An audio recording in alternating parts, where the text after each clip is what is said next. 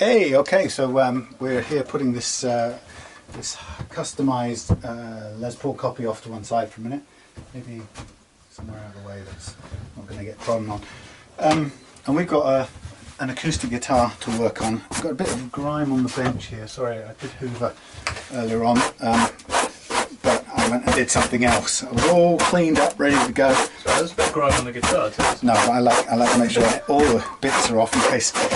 You never know, there might be a bit of solder or something that scratches your pride and joy. Yeah, the back hasn't got a little buckle on there. So how have you been doing? Yeah, not too bad, not too bad. I've seen you since I've been lounging around in the Maldives. You know how it is. Well, you've got to have a honeymoon at some point, haven't you? Yeah, yeah. Well, it's only 8 months overdue. I think we earned it, lasting 8 months. It's a modern record, isn't it, these days? Most people don't. You're going to get an award for longest marriage held. Yeah, and we survived the 3 weeks together on the island. Honeymoon, yeah. With nothing else to do. So this is a lovely mahogany solid top and back. Yeah, yeah. Yeah, solid top and back acoustic, electroacoustic with a Fishman system in it, and it's made by Sigma, who are offshoot of Martin, aren't they? Yeah, they used to be owned by Martin a long time ago in the, I don't know, 50s. Oh, okay, that 50s, 60s. From way back then. Yeah, yeah, and then I think they got sold off, or they got put to bed by Martin. Yeah. And then were they copying them back then? I'm not sure. I think they were. Or were they just? I think they were just like competitor? their kind of cheaper brand. They're like Epiphone to Gibson, and then they just decided that they didn't want to concentrate on that lower end. Okay. But then someone else since bought the company or bought the rights to use the name and started making very nice guitars with it. I couldn't quite afford a Martin. AMI GmbH, so it's German owned, made in China. And so AMI is something musical instruments. Yeah, yeah. Okay.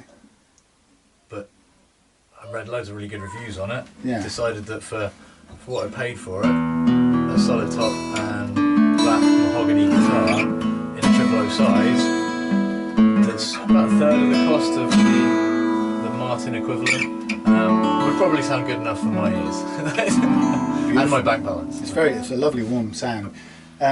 We discovered that it sings, it vibrates, oscillates, and its own resonance is E, isn't it? Yeah, on about the 9th fret on the D string. So it's got yeah, and you can sing that note, and the whole thing sings back at you. I'm not going to do it because it makes me sound really stupid. So this is how long have you had this one? A couple of years now, and I haven't really done any work to it at all. It came out of the shop pretty much exactly as you see it. When you buy a new guitar, there's a tendency, especially when you work on them, to just want to play it for a bit, and I just got carried away with playing it for a bit until 2 years has gone past. I've changed the strings a few times in that time, and greased the nut and polished the frets a little bit, but other than that kind of cleaning and tidying, it hasn't had any real setup. So I don't have any nut cutting fret files of any kind, and I don't have quite as much experience with that kind of thing as Sam, so I thought another excuse to come and hang out with a friend and work on something else that I like. So. And then you're not taking it on your walk tomorrow, eh? No. No. Mark's going off on a 157-mile walk. Something like that. The aim is to walk from Penzance back to Plymouth, where I live. And I've got about 7 days to do it, which equates to just over 20 miles a day with a 10-kilo pack along the coastal path. The pack will get lighter though, won't it? Yeah, as you starve. Yeah. As I throw things away because it's too heavy. I'm going to be rough camping, so don't tell anyone. Oh yeah. all registered campsites. Yeah. And but yeah, really looking forward to it. I'm hoping the weather's going to kind of stay the same as it is, which is a little bit overcast but warm. And because I won't cook in the sunshine. You'll have done that by the time this video goes up anyway. So it'll be historic crime. Yeah. And nothing else. Nothing else. That sounds brilliant. Okay, so what do we want to do to this today then? Well, I think your magical ability to set guitars' actions to make them play beautifully is something that I'd like to do to this. Okay, so we'll check and see what the first action is. It needs some measuring and some thinking. Have you got same gauge new strings or a different gauge? Yep, same gauge of phosphor bronze Martin SPs, which are really nice to play, and the orange colour complements the mahogany, I think. Indeed it does. Orange. Brassy. Brassy, yeah. Okay, because I'm looking at this and I think there's quite a lot of action at that end. And it's a fairly standard looking compensated saddle, of which we have spares anyway, so if we overcooked it, and it's got an under saddle piezo thing, hasn't it? Yeah. Okay. Yeah, lovely. All right, so let's just see what we've got. This isn't bad at all, but let's see if they're consistent. Yeah. So it's amazing how quickly 18 days of idyllic holiday disappears. You know, when you're back, it seems like it never happened. Yeah. But, I'm going to write these down as well. But yeah, it was when you kind of work out the amount of money it cost, it's like pretty terrifying. But then it's an experience. It's weird, isn't it? You pay a whole bunch of money to just see something, or to be in something. In it, yeah. Right. I don't know. It's weird. Not that we do it. That maybe that it's cost so much.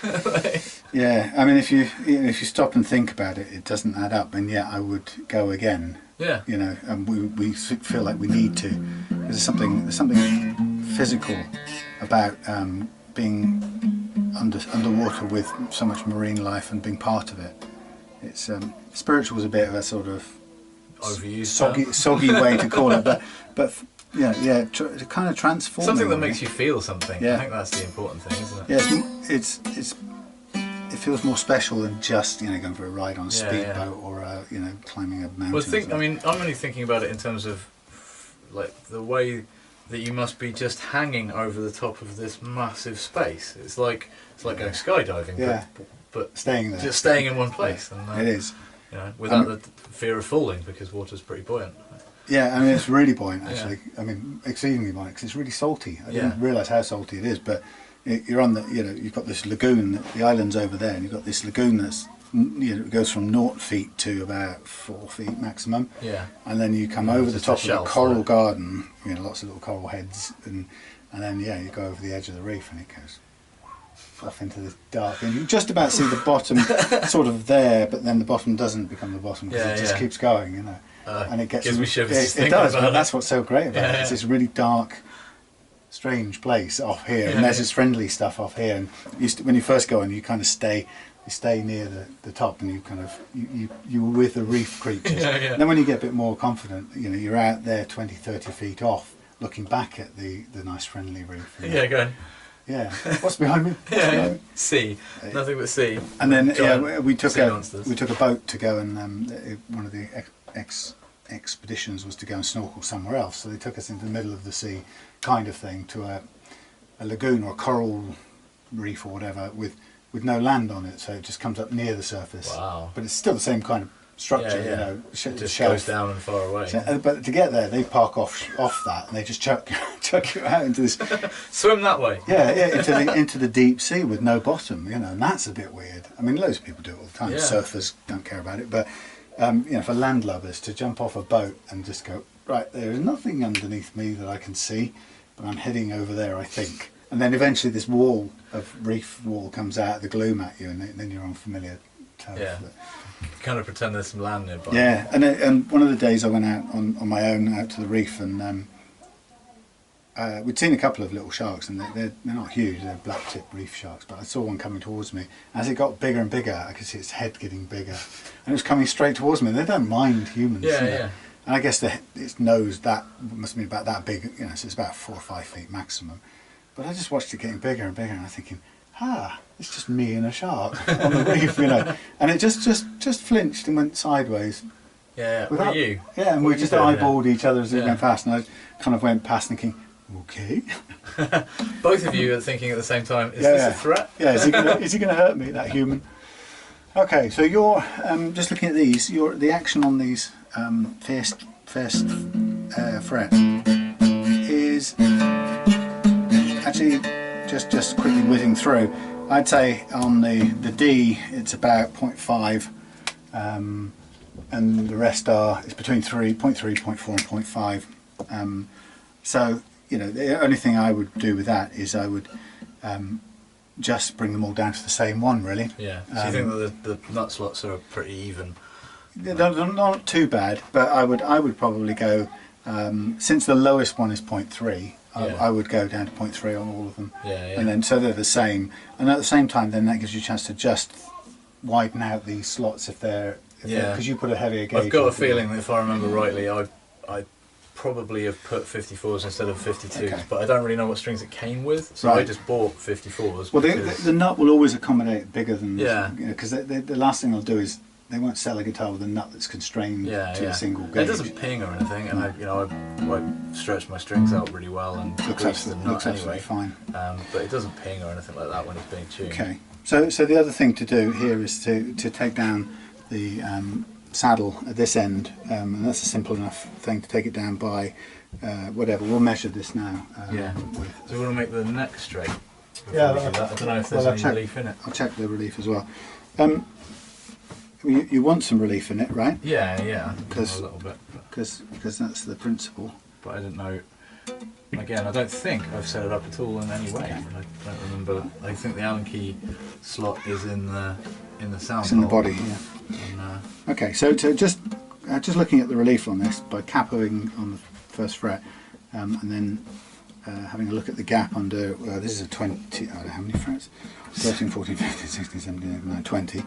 So at 10th fret, not 10th fret isn't halfway. Halfway is physically halfway, so we'll just guess it.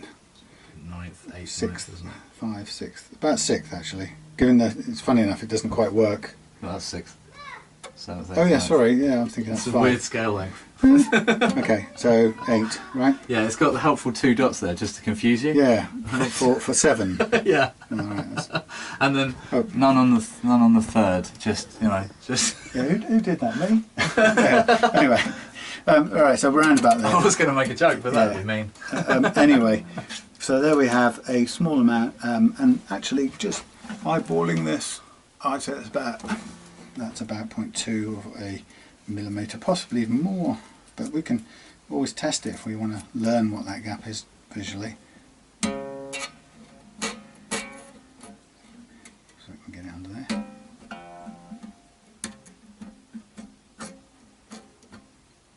Don't know, I need an extra hand. Okay. So press down, alright, yeah, Stop you press that down down there.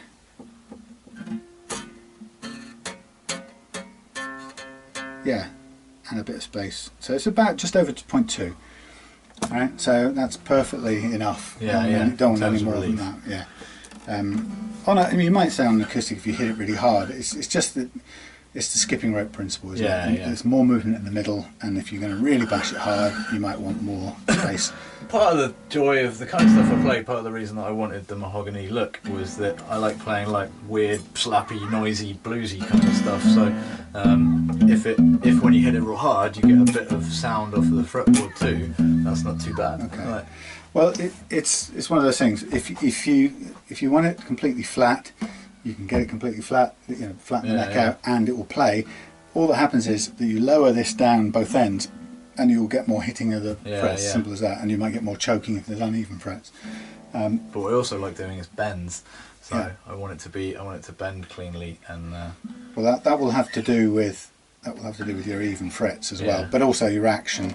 So if we take the action down. What I usually find is on an acoustic you can usually get at least a couple of millimetres out of the action without hitting the uneven fret territory or the effects of the uneven frets. It will have uneven frets, but they will usually stop well before you get into that territory. The only time you might notice it is if it chokes on a bend, but we'll see as we go down. So the relief is okay. What I would do, I'll take this down first, because once we take this down that will change fraction very slightly. Just think of angles, just a tiny amount, but we'll do this bit first. So it's a bit of a fiddle of slacking off, taking things out, grinding things down. My lifter. So these become sacrificial strings ready to chuck away once we've done whatever we need to do. It needs a string change anyway. We'll give the fingerboard a good clean. What you could do if you wanted to, just looking at this, there's not really any wear, and it's pretty clean, as you've obviously taken care of. Yeah, last time I gave the frets a bit of a clean. And, okay, well if it was dirty, you could get one of those. your micro pad things. Or... No, well, one of these. Oh, one of those things. Yeah, for string protectors, and you could just give it a. I'd put new tape on, but yeah, give it a go over with the fret rubber. Yeah, but yeah, it doesn't really need it. Go right way. So the first thing you'll do is get the strings off far enough to lift out the bridge saddle, and that's how long is a piece of string can fit. And it's usually pretty loose. I leave a lot more wound string on my posts than you guys, so you've probably got a bit to play with. Okay, so do we get there yet? Maybe that's Morris's sister. So this is, I'm just using this as a lifting tool. Sounds a bit brutal, but it's just lifting it out of the slot, pulling it along. Interesting. Somebody glued it in. They've shimmed it. Oh, that might have been me. Was it rattly? Was it loose? Let's have a look. What's it got? It was a little tiny piece of paper. Yeah, that was because, remember me telling you about the buzz that I thought it had? And I thought it might be coming from the bridge. I tried all of the pegs, like I just was trying to working my way through where the buzz might be, because something was vibrating, and it turned out to be the battery socket, battery slot. So this wasn't necessary. No, no. Okay. So that was just stopping that from moving at all, so you can take it out if you need. Okay. I'm stupidly going to put this back in because I just suddenly remembered what I didn't do before I took it out was measure it. So I don't like to start before I've measured it. So I will put these back in. But I'll just dig this out. So just a little shim to hold it. Yeah, hold sideways, still. not up and down. Yeah, just a little bit of sandpaper. Yeah. Okay, so having just taken that out, I'm now going to push it back in delicately, and just I'm going to take up the toppy and the bottomy.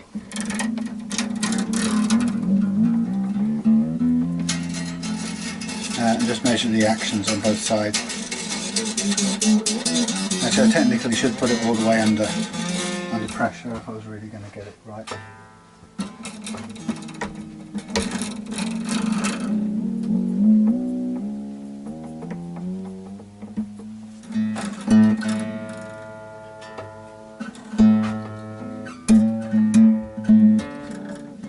Just for a second, it won't take long.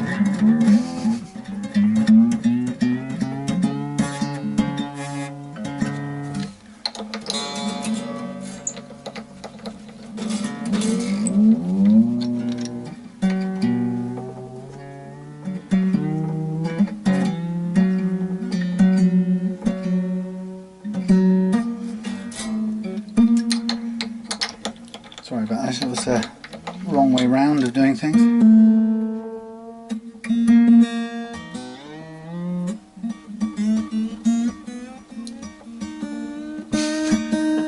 Wait for it to snap. After however many years, everyone still does that. Yeah, because you know it, once you've taken old strings on and put them back on again, it's going to snap on you.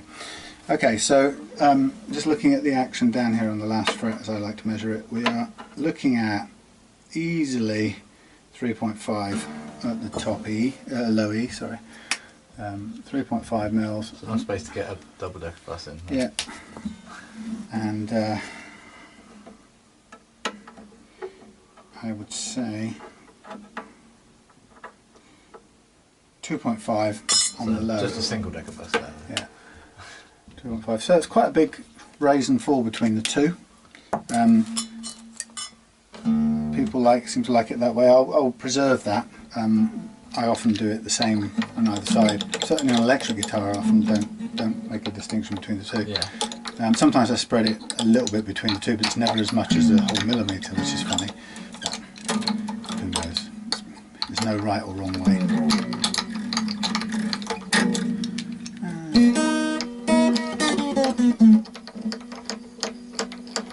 Yeah, so we went up to the wood mill and was looking for oak of different kinds, and they didn't really have any planed kiln dried local oak or British oak. There are lots of green oak, they call it, and it's big boards with loads of warpage and splittage, and it's like, you know, I've got tons of oak down there if I want splits, you know. And actually, for making those travel guitars, what I really want is kiln dried, even oak block. Solid The first oak, one is oak block, you know, like a cutting. It was actually, in fact, it was that shelf. Oh yeah. It was another one of those shelves, perfect. You know, made from composite, glued together, so it's rigid. No bend in it whatsoever. Anyway, I found what they did have by chance is they had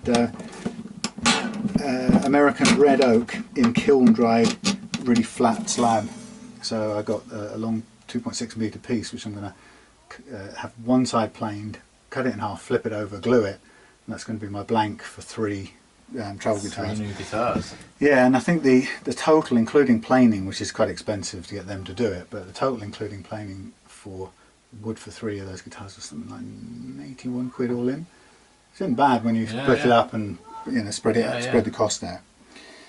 Okay, so we have 2.5 millimeters, and the simplest way of doing it would be, for example, to take that down to 2.5 and that down to 1.5. That's the simplest way. I've often gone as low as 2 on there, but I'm not sure you'd want a 1 millimeter action here. You're getting into electric guitar territory, and you might start hitting the underlying frets. So 1.5 and 2.5 is probably a nice way to go, and then we adjust the slots at the other end afterwards. Yeah? Yeah. Okay, so in the meantime we can hang this Move it out of the way. baby up somewhere. We've got special hangers all this around the guitar place. is being worked on. And then we have our time to be replaced thing. So I just want to mark it down with my fine pencil and a line, and pencil isn't working. Got a blue one over here. Yeah. Thank you. And what else do I need? Probably that. So we're taking a millimetre off all the way across, which is a bit of a, it's quite a difficult thing. This is almost out of batteries as well. If we take a millimetre off, we've got to mark up a millimetre on this thing. And a millimetre is really hard to draw out accurately. Yeah, on the edge of something. On the edge of something, it's you know, how thick is a pencil line, frankly. So to be honest, it's like that, and then I'm not even going to bother trying to mark the other end up, because it will be inaccurate because the pencil line is too thick. So I'm going to use the power of the eyeball, right, to get me the same amount of whiteness all the way down there, and if it's wrong I will redo it. It's amazing how precise the human eyeball is, really, isn't it? Yeah, it looks good. My dad had a fire surround made out of stone. What's your name? Brian May? Oh no, that's And well, he moved into a cottage that was a tied accommodation cottage, and one of his favourite stories is how the stonemason put the new fire surround in. Yeah. And he just put it in, and it was all set up and everything, and then the stonemason came out and goes, "Well, I put it in for you, Bob, but there's something that I'm not happy about." And Dad was like, "Oh, let's go and have a look." He went and had a look, and he's like, "Yeah, that stone on the outside there, it's about 1 millimetre out, isn't it?" And he was like, "Yeah, I thought you'd probably see it." I wish you wouldn't tell stories like that. It's reminded me too much of The Weekend and some dot inlays that I don't want to talk about. So you would think by now I would have invented some sort of block to put this in. To hold, like, to make it much easier to hold. Yeah, to keep it vertical. Yeah. But strangely enough, I haven't. Partly because I think it would need to be made of metal. Yeah. And then it would obviously wear away anyway. And then you'd have it rattling around inside it. Yeah. And you'd never be too sure that you could trust it. That's right. And something about one's fingers is strangely reliable. Weirdly enough, the guitar that I worked on for a friend, it was an Ibanez. It was an Ibanez acoustic.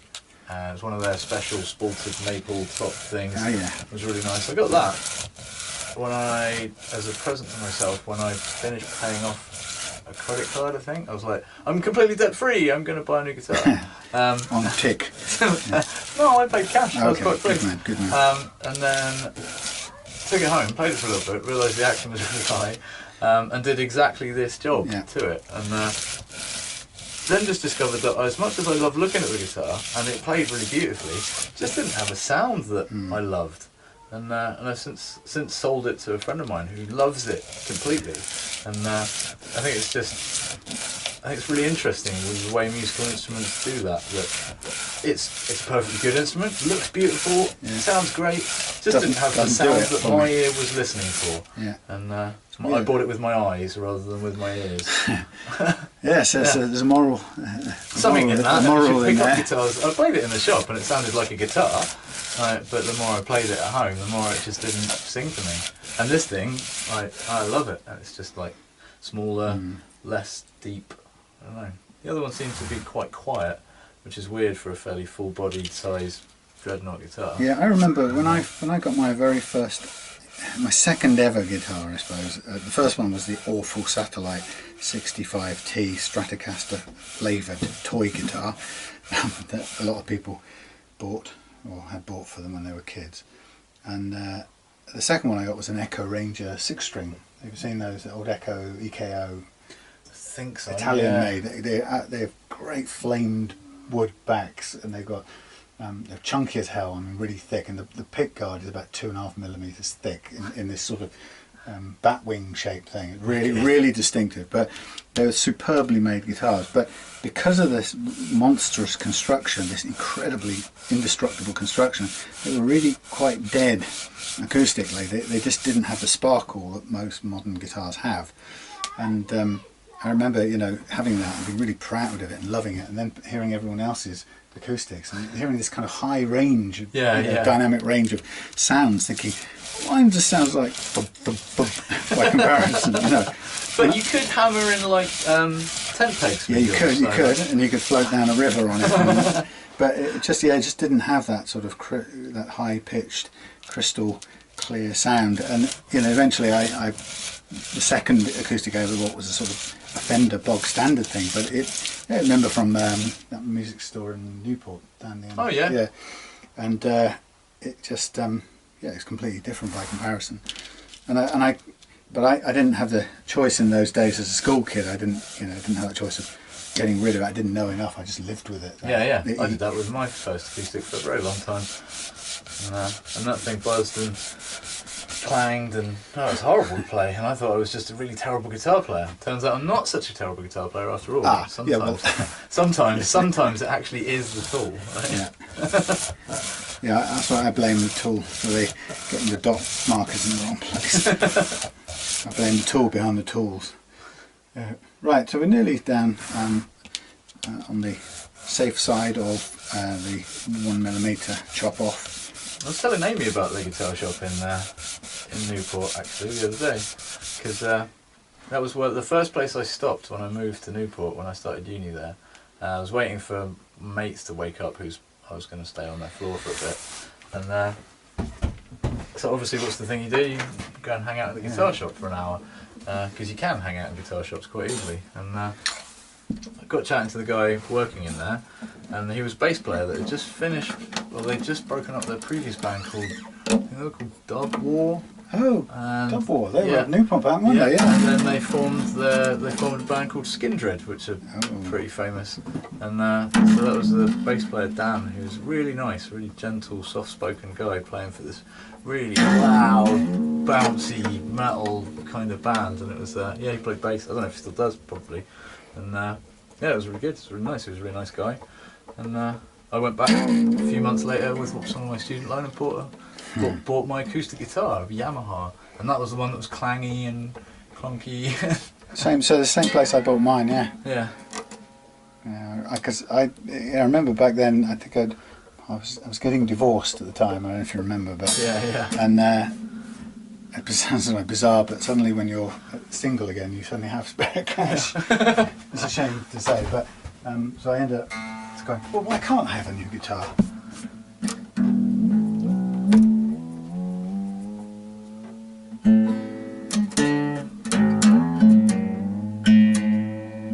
So I felt really naughty buying myself a guitar. And I'm sure that my ex-wife would know. And be phoning you up. Yeah. You've just spent money, haven't you? That's right, not on the children. I thought I trained you to not spend money ever.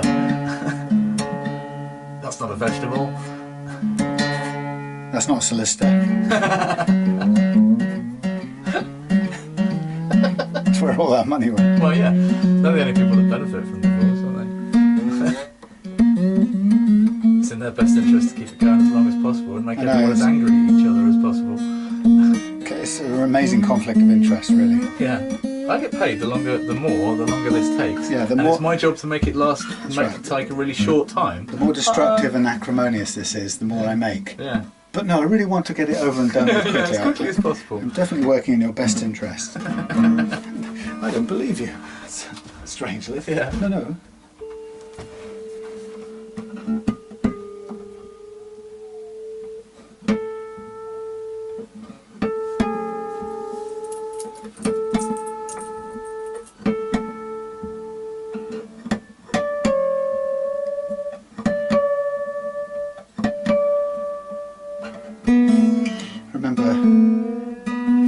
Somebody commenting on YouTube telling me this was completely the wrong way to tune a guitar. Well, you know, there are a few ways to tune a guitar. Exactly. Possibly one of the most accurate is by using the harmonics, but maybe they've invented a new and better way. What was their suggestion? Did they have one? I can't remember using some fancy tuner or something, but the point is, you know, if you've done it all your life and it works for you enough to get playing on your campsite, yeah, then it works.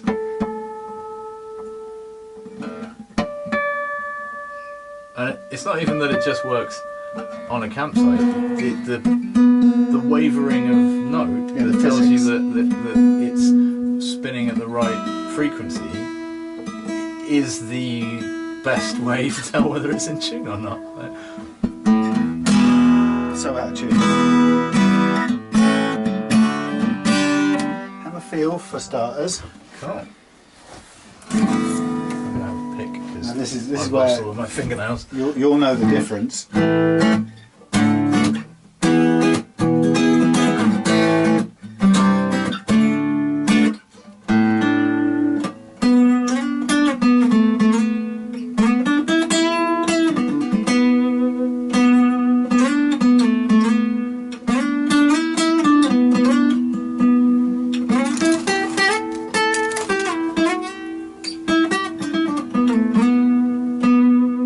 Well, it's definitely a lot lighter.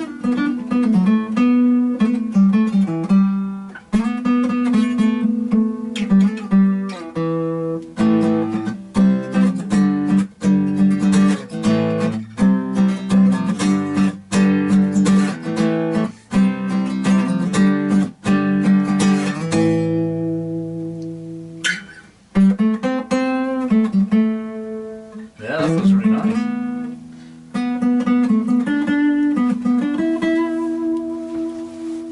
Okay. Still seems pretty high though, doesn't Well, it? we can progress a little more. Yeah. It's just that was a start point. I like to have just a little taster before we go too far. Yeah. Yeah, right. That's still quite high. Actually, no, it's down to exactly what I was aiming at. Yeah, no, it's a tiny bit more actually, a fraction more. I would say that's 2.75, but it's about a quarter of a millimetre more than we aimed for. But it's nice to err on the side of safety, isn't Yeah, it? yeah. So, are you in the mood to go down to 2? Yeah. Okay, well that means I'm going to slightly shape the cut, Yeah. right, so that we don't go. Yeah, we don't want it to go too far down. No, I'll go to 2 and 1.2. Okay. Because then you'd be cutting it a slight Yeah. angle. I mean, it's going to be. I'm making it up. It's not going to be that Yeah. precise. It'll be a line drawn by eye that is a bit, but not that much. And the thing is, if you're going to do this, I mean, the funny part about doing this is if you just if you want to massively improve your acoustic guitar, this is giving away trade secrets, but every acoustic guitar, because even if you buy it new and or second-hand, most second-hand guitars, nobody's ever shaved the bridge down, right? Yeah, yeah. So by definition, a second-hand guitar has within it the capability to shave off at least 2mm before you get anywhere near fret unevenness problems, right? So you can improve your playing action on your acoustic by some careful saddle sanding without running into any trouble. Any other problems that might cause. So you can get pretty big improvement just by doing that one thing. I would also recommend doing that because that's often where there's a real problem too. But well, it definitely feels a lot nicer. Like me wanting to do this with Sam, or get Sam to do it for me whilst I stand behind him and watch, is that I've been playing. We started playing more bar chords and with a couple of friends. And I just find my hand getting really tired really quickly. And I'm not like the world's most stamina-fueled bar chord player anyway, but to get like to the end of a song and think, well, I don't really want to play another bar chord song immediately because my hand is just like aching. Not good. Well, yeah.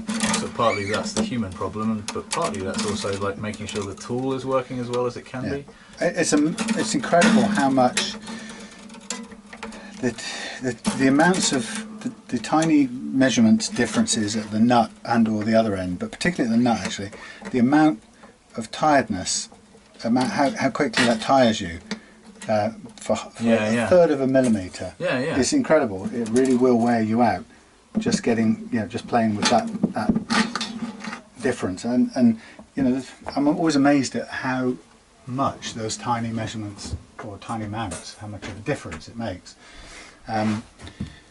But yeah, and I think the great thing about doing that with the bridge adjustment is on an acoustic you can almost guarantee to get away with a couple of millimeters without running into any other problems, and straight away. That will make just a huge improvement to how it plays for almost no time, very little time and effort, or relatively little time. It's almost like all the guitars that are sold, acoustic guitars, are sold with the intention of them being set up for the person who's bought it.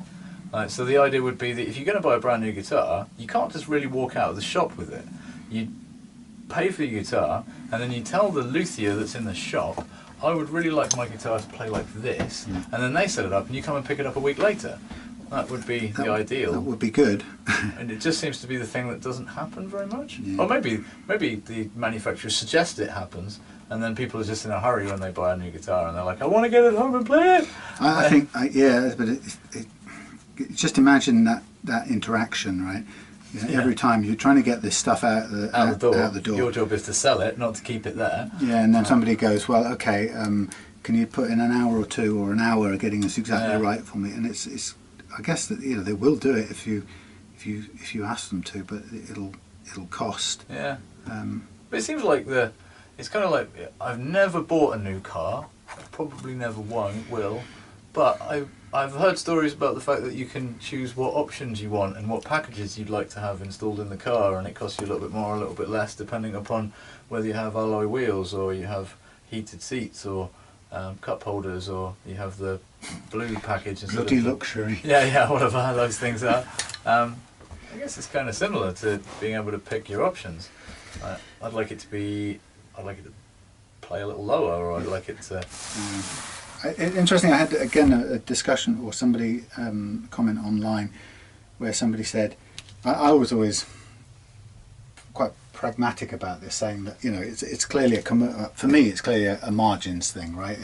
If most people knew how little margin there was in buying and selling a guitar and running the overheads of a shop, they wouldn't be surprised that they just chucked out the door, right? But this person said, oh no, I think it's just bad customer service. There's no reason why it shouldn't be set up properly. And I'm thinking, yeah, there is someone's time, and to pay someone who's good enough to do this X amount an hour. You're not talking about a minimum wage job. You're talking about someone who needs to be thinking about what they're doing, because no two fixings is going to be the same, no two setups is going to be the same. Yeah, I agree it would be great customer service. I like it in principle that you don't let a guitar go out that doesn't play superbly well for the customer. If you're a shop, that's a great customer service principle. But in reality, when you think about these guys trying to make small amounts of profit. The reality is as well with the customer, a lot of people, if you just spent £1.5 grand on a Les Paul or £5 grand on a Les Paul or something, you don't want to leave it in the shop for another week. You want to. It's like, this is the thing that I've fallen in love with. I'm going to take it home and I'm going to plug it into my amp and I'm going to wail on it for a bunch of time or whatever. So it's probably a bit both. Like they want to push it out the door and you want to pull it into your home. Well, there are. I mean, I've not. I was going to say I've not come across one. There is the talk of those Gibsons that go through the Plec machine, the famous. Have you heard of that? Yeah, yeah. And in fact, I worked on somebody's Les Paul. Was it SG Junior? Which I found out afterwards apparently was supposed to have gone through that. I didn't, I haven't sort of gone and researched every guitar, which models have and haven't, but somebody said, oh, that model's supposed to have gone through the Plec machine, and it wasn't playing on a low action, and it wasn't even in terms of frets when it was strung and playing, and so it needed a bit of work, but the idea, I suppose, is they build that into they say they build that into the more expensive models. And that's supposed to give you the peace of mind that it comes, with at least at a level, really low action that's professional, and you can get off and take home and play straight away. I've not really had one in my hands to evaluate it and see if that's the case. But of course, there is also that argument that people say, well, how do you know what is right for everybody? Everybody has a different preference, and what some people love, some people would hate, and so there has to be it makes sense as a kind of medium. But when you hear some of the complaints about some of the Gibsons, you think, is that the median? Did you get a median one there, or did you get one that was the last thing on a Friday afternoon? Was it just unacceptable? I don't know. It's a weird industry, I think, for what companies feel like they can get away with or are happy to put out the door, in comparison to what the customer thinks they're buying, which is different again to what the customer is actually buying. Yeah. And so, I think I've seen a lot of forums where people talk about their dissatisfaction with the Gibson that they paid loads of money for, and it's one of those things, isn't it? If you send a Gibson out with a fairly crappy first fret action and a crappy uneven frets or whatever the problem is, the fall is going to be so much higher than a cheap guitar that you don't expect. And it's again, in all things, our expectations are what mess us up. Right. But with this, right, what I did was I measured it about 0.5 millimetre at one end down to sort of met it on the line at the other end. Yeah. And then what I did is I took some off there first, created a dip, and then kind of worked it down flat, and it ended up coming out on the line. So that should be on the money. Now, one of the things that you can't see on the video because it's not even looking at it, but when I did my Taylor Baby, interestingly, the set of the neck required that I took that so low down that the string on my Taylor Baby is barely above the wood of the bridge, and that's a set neck. That's a problem with the neck set. You can't change. I can't take that any lower without hitting the wood. Yeah. I mean, obviously, with this being wood, you could take the whole of that. You can pull that down. I could take the profile of that down. Yeah. But it just the mismatch between the actual level of the bridge and the neck was a problem. I just stopped just short of that, and so it looks like it's lying on the wood, but it's actually sitting on the tusk of the saddle still. It's one of the other things I had when I was doing the Chapman at the weekend. I had to work with tusk, and as a substance, I don't know quite what this is. I think it's supposed to be bone. Right. But tusk I hate it as a substance to work with. Is it really brittle and No, hard? It's spongy. Yeah? Right? Weird. It catches you out so many times because your thinner blades, nut files bounce off it, kind of. And then imagine it kind of closing around after you cut it. Yeah. Then the string sits on there, and then you put it under a bit more tension, and the string... Bone is beautiful, straight through. It either is or it isn't. Incredibly dense substance. It comes out as powder and then a clean slot. But for some reason, the minute you get into the softer plastics and tusk, it's got a certain degree of shagginess about it, which really don't like as a medium to cut slots in. Fine if you're just cutting them really crudely, but if you're trying to go for a point, you know, 0.02 difference, you can be off the mark. You can have ruined it before you get anywhere. You know? Oh, I've got a tune there. Duh.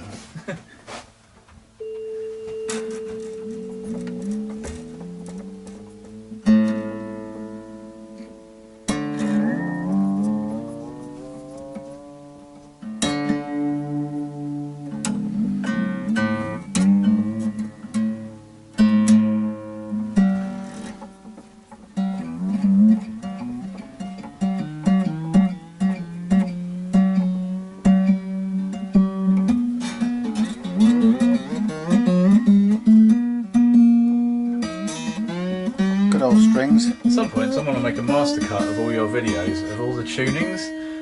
Yeah. 500 tunings. Very boring art piece. Yeah. No one ever said art had to be stimulating. No. We went to the same art school, yeah. Yeah, but you were supposed to be teaching. Setting the example. Yeah.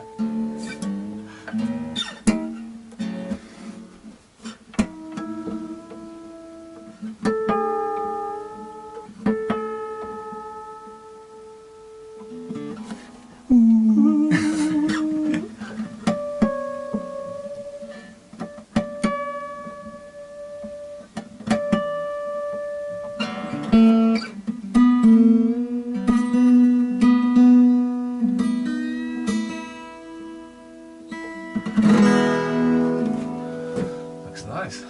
Got Very some low. dust on it, but Most things I own have some dust on them. officer.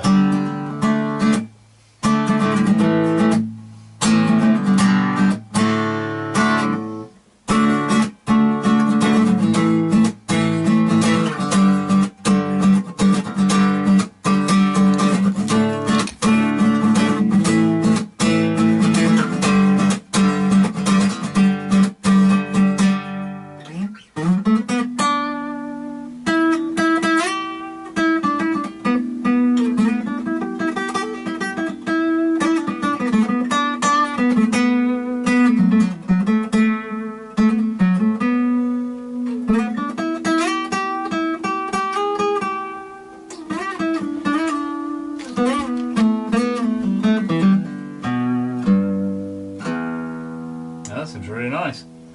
It's insanely lower than it was.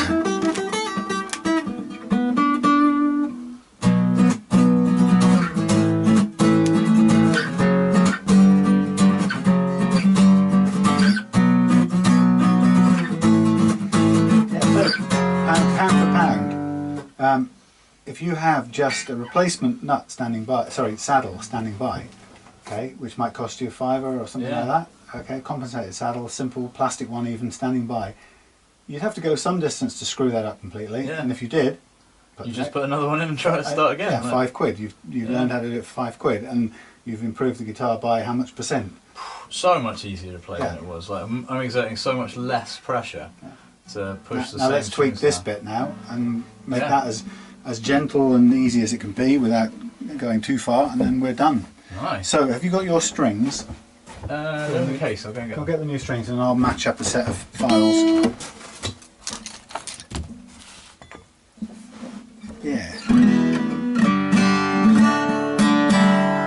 Lovely.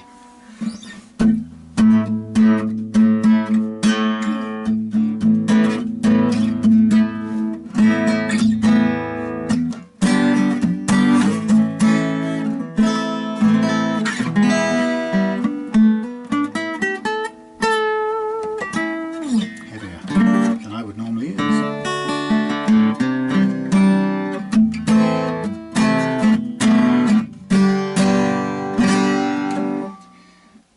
Yep.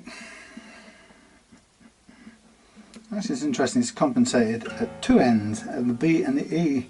Not seen that before. Compensation on the E. How about that? You see, and learn something new every day. Right, so I'm gonna, while Mark's getting the set of strings, I'm gonna just use the gauge that is shown, or the different string widths, to pick a set that's going to be slightly over. I always like to just be a bit over, so we don't end up with binding. And then we're going to reset all these to, or set them all to 0.3 of a millimetre, which is a nice action. At the moment it ranges between 3 and 5, or 0.3 and 0.5. In fact, that's interesting. In fact, that low E is not that much. That's quite interesting. That's actually lower because of the reduction here.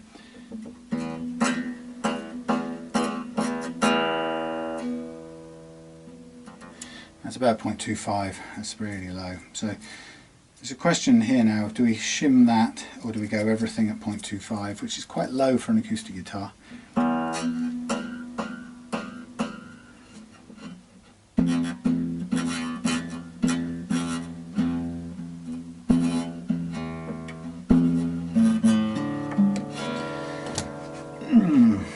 Okay, bone nut.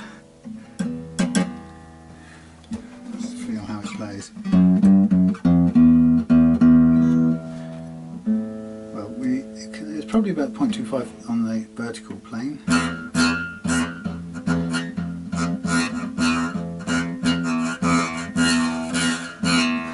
0.2 I'd say, but it's still playing at 0.2. Well, here's the thing. I'm going to do them all at 0.2 because the lowest one is 0.2. What it means is, if it doesn't play well like that, we'll shim it all by the same amount, because that's what we're going to need to do. And for that, I might use a little piece of white plastic this time if we need to, so I'll cut that ready. I much prefer to do that than try and repair a single piece. It's not ideal. A single slot, so I don't want to do that. What I do want to do is draw a line down this piece of white plastic so I can get at least a straight edge out of it. And I need it to be thin. Okay. In fact, while I'm there, I'm going to estimate it.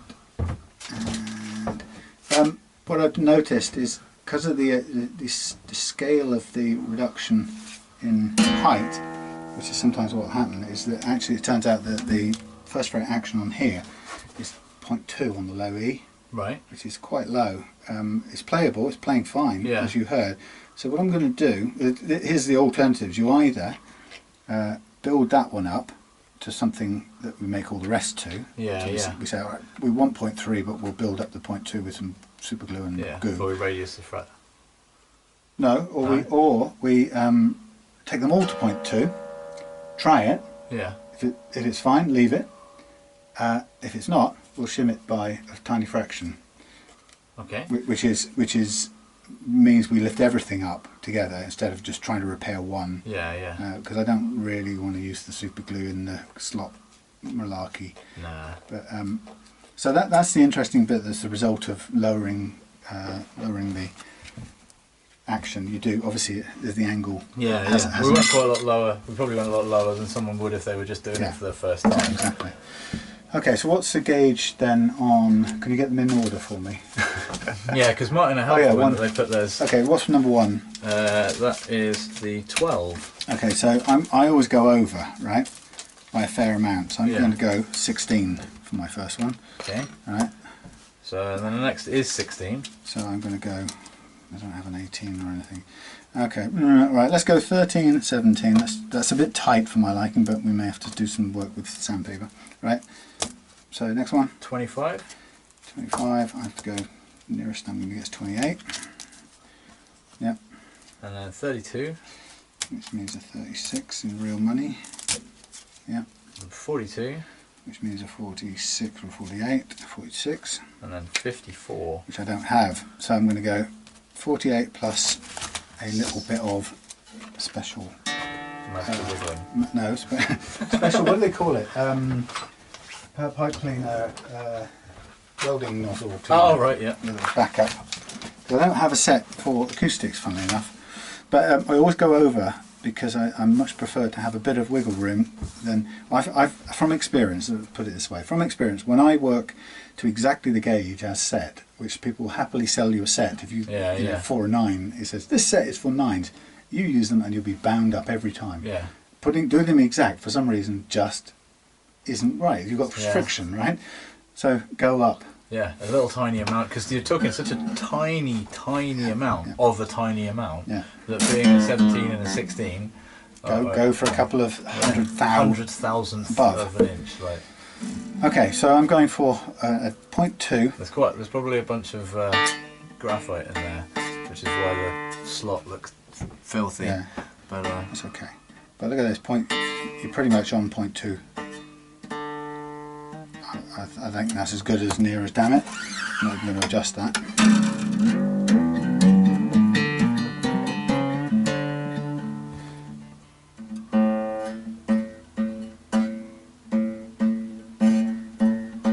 Same out, same old. So it probably doesn't need any adjustment now. At least a bit higher over here. And we know that's 0.2. So I'm just going to ignore those three, and I'm going to work from the G outwards. The amounts difference is going to be tiny anyway, if we have to do any at all. Okay, so this one, a little tiny bit of fresh air there. I'm trying and keep it under full tension.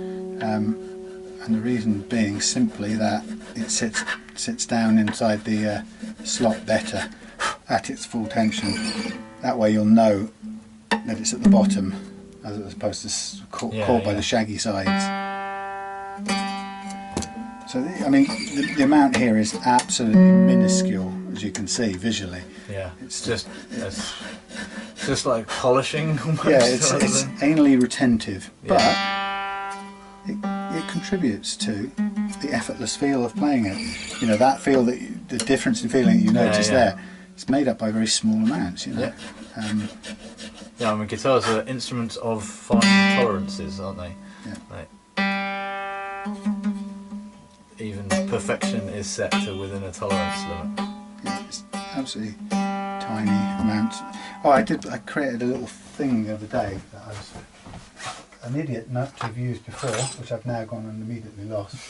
What does it look like? Well, it was kind of like a piece of string that will do exactly what this will do, but instead of breaking my fingernails lifting strings off, I just had a nice little piece of yellow string that I did this with.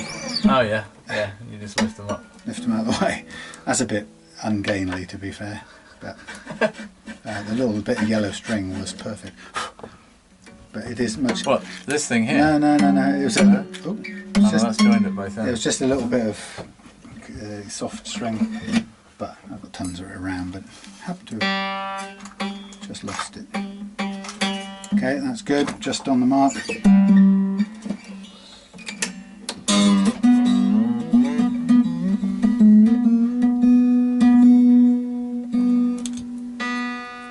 The great thing is with eyes are also very sensitive, like, you know, for judging distances. Yeah. That takes me back. There's a module in the first year multimedia course. Judging distance. Yeah, do you remember? Anyway, you can see that based on the shadow of where the string is, you can tell the difference. You can see how they differ from each other. So I move to my next slightly oversized cutting file. And how much you do and don't do really depends on the quality of the material you're using and how just experience of having done it. Yeah. It's clearly not scientific. I'm not using some sort of saw that's special fixed. Angular. No, you know, it's a certain angle that you sort of do most of the time when you do it, and who knows how much it is because you never measured it, but you just sort of do it, and you take a bit and you sort of go, I think that feels about right, and you stop. And if it isn't right, once in a while you get it wrong, then you have to fix. I can probably move this without using my bit of string, but it does help. So yeah, it is really a touchy and feely kind of thing. And I suppose the secret, like with loads of makey things, is little tiny bits.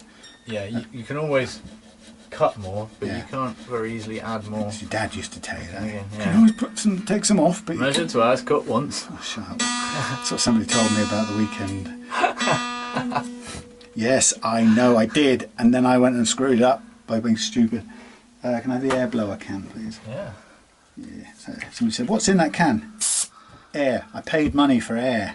Well, no, you didn't pay money for air. You paid money for somebody to pressurise it. Yeah, and then plenty of air and then knocking about. sheathe it in metal. Yeah. So that it doesn't just all float away. Float away like it does. Actually, having cans of air seems like one of the greatest luxuries Yeah. ever had. Makes me wonder whether that make them strawberry scented or something like that. Yeah, or vintage Les Paul Scented. scented Spraying it all over. Luthier the guitar. air. Luthier special. We should sell it. She just can't make some Make labels. some new just stick them on labels. Luthier air. there. Eau de Luthier. A hint of sawdust and nitrocellulose. So. A hint of tonewood. That's what it'd be called. What a beautiful name. A hint of tonewood. Which tonewood? Oh, whichever one you like. Whichever one you like. Just tonewood. Just tonewood. Tonewood. When a man doesn't have time to You should have an entire range of male grooming accessories as well.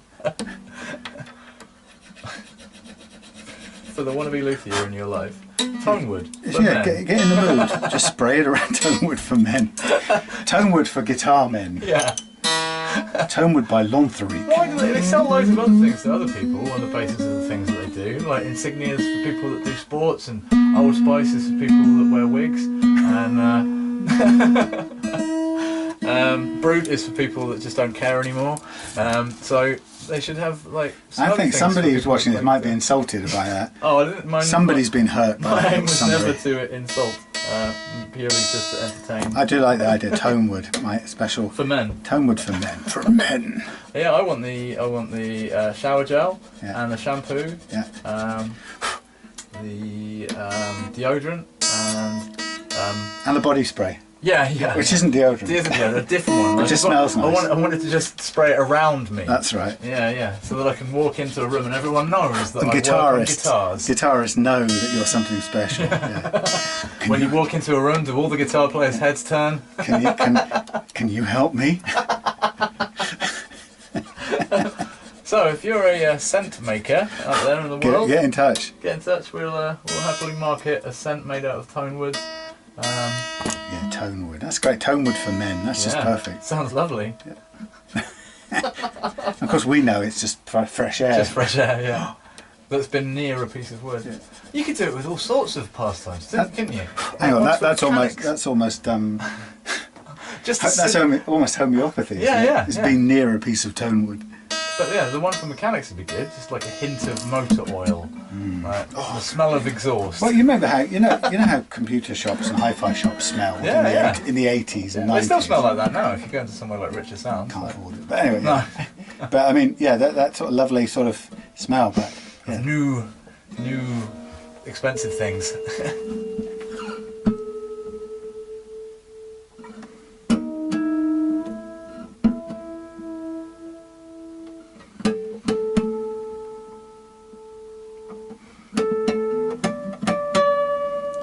My ears see an oscilloscope. Yeah. I see the waveforms battling.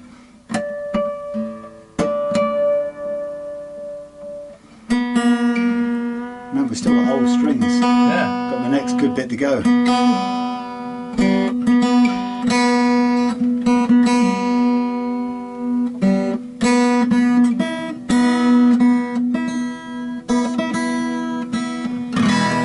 Yeah, I'm kind of tempted to give it like a clean.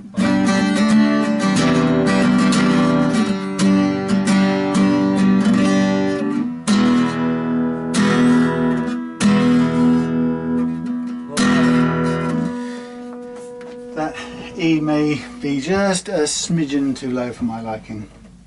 But stick it still under your foot. Yeah, You look stressed. Yeah, for doing my Maintaining flamingo your permission. cocked leg. Yeah, much easier to do that.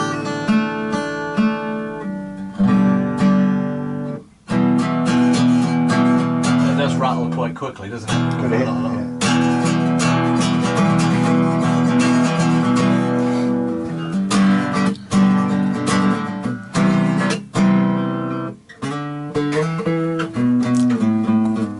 Tis but what I expected. Yeah, it's just... Okay. Let's knock it off. Yeah. We'll bump it up by a fraction. In fact, we can tell you exactly what fraction. 6 and 7 eighths. I'm not very good at fractions. Yeah, you don't want the silly macho duster with computers on it. Yeah, you want tone wood. All this does is tells you what to do with it. Like, no one wants to. You know what you're going to do with some spray air. You're going to move some dust out. I want some romance in it. Yeah. Come on. So look, if we now this is the thing. If we shim this, right? This is a 0.5mm shim. It's white, which will make it fit in, which is nice. I could put a thinner one out of tin or something like that. But have you ever read the Zen and the Motorcycle Man? Yeah, he is. There's a bit pretty much right at the beginning of that where they're talking about shims, and it's always stuck with me as a really good thing as a guy with a really posh BMW motorcycle. The only way to stop his handlebars from slipping would be to shim it with a piece of soft tin from a beer can.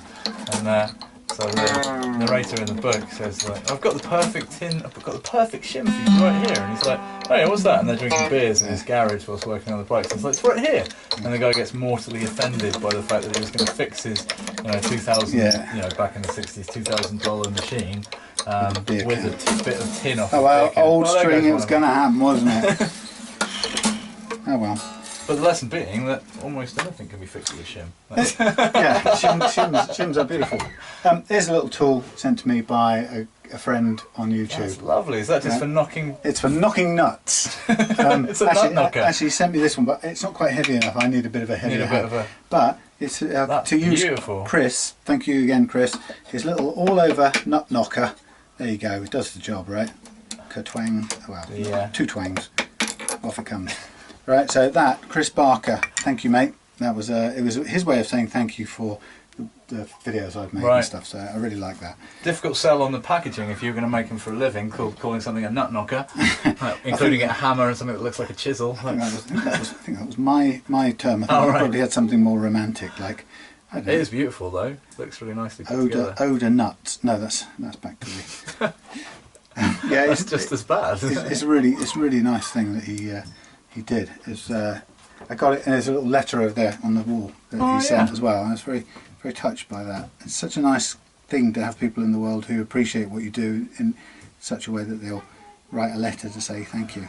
Well, the joy of kindness is that it begets more kindness, isn't it? Exactly.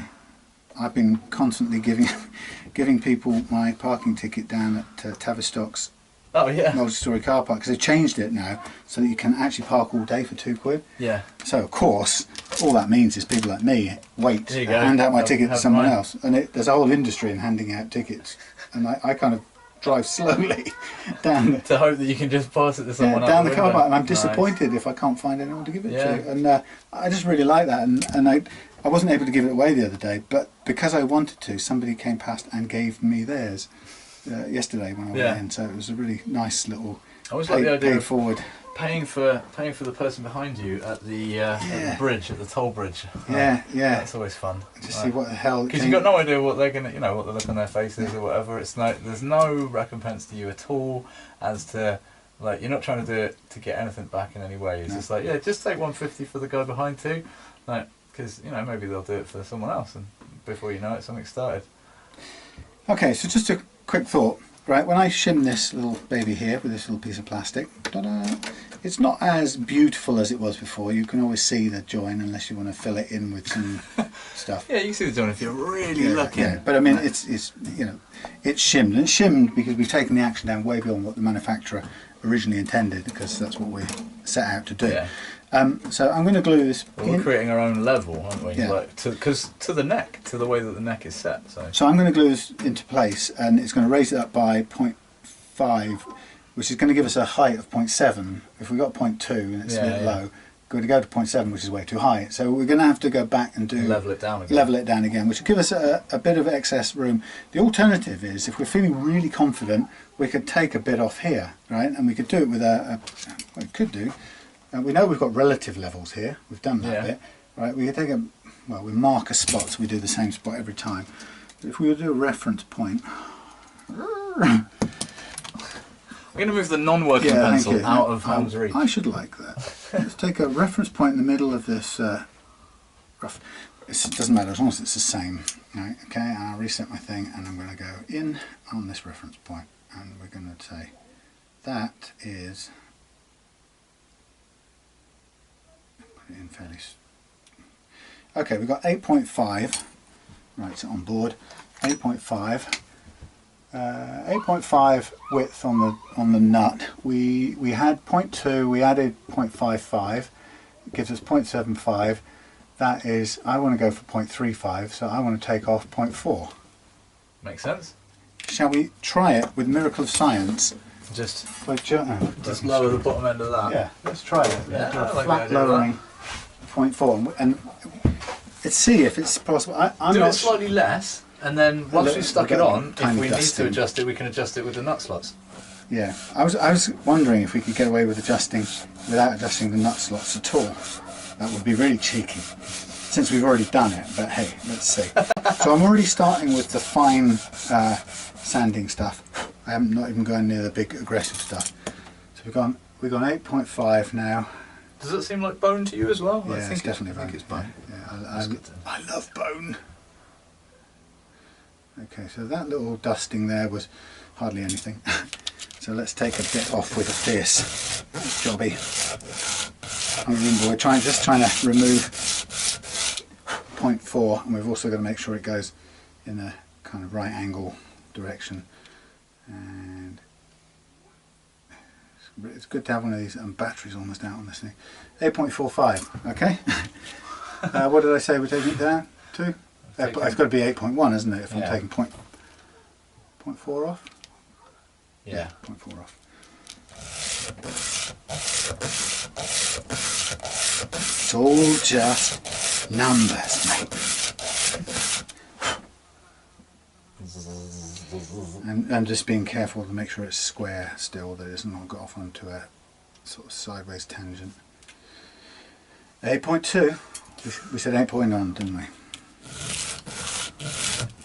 Well, that's if you're going to go all the way. Yeah, I am. Yeah, okay. Because I'm brave, mate. So I'm aiming for 0.35, which is still higher than 0.2. Yeah. Which we aimed for before, which was Ratley. 8.21 still. I mean, you know, theoretically with this micro measuring device, it should be straightforward enough to, you know, we should be able to just take this down to the right size. Truth is, for some reason it never seems to work out exactly. I don't know why. I've measured things before and you come down and it's still a fraction off and you go, how? Quantum effects or something. Yeah, well the edge of it, no matter how smooth you make it, is still never actually truly smooth. Okay, I reckon, reset this. I reckon, God, I've got to put new battery in before it fades out. Right, through the middle.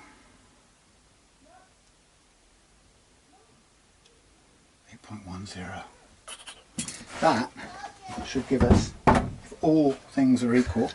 Oh, the only thing I haven't checked is does that match the exact width. Yes, it's not sticking out anywhere, that's great. So I need a bit of super glue. Starting to build up a collection of tools here now. Getting everything out of the way. So we've lost a string and I'm going to need, no, hopefully, providing this goes back on right and all the most of the strings play okay, we can live without the, we don't need to find another spare sacrificial B or whatever it was, because as long as this has come back to the right position, then we should be good to change the strings and go, sort of thing. So I'm just lining up, that's an annoying bit.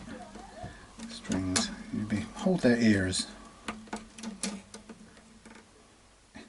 Oh, damn you. Damn, I've got some remover, don't worry. Just gone on the end of your finger. It always does that, it goes where you don't need it.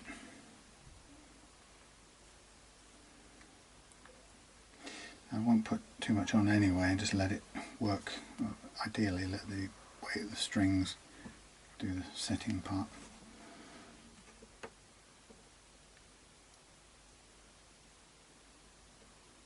Now this is always a bit that you've got to get right quickly, otherwise you end up with the thing in the wrong place. Now this bit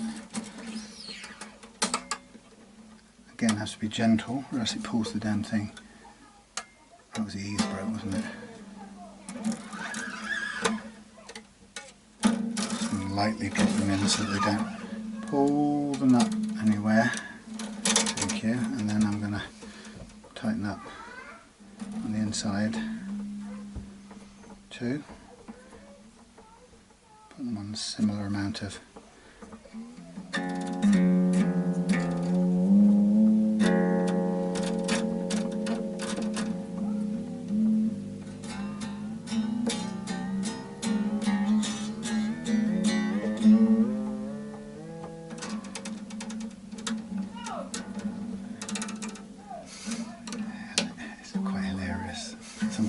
Some days I can't make videos here at all. It's just non-stop.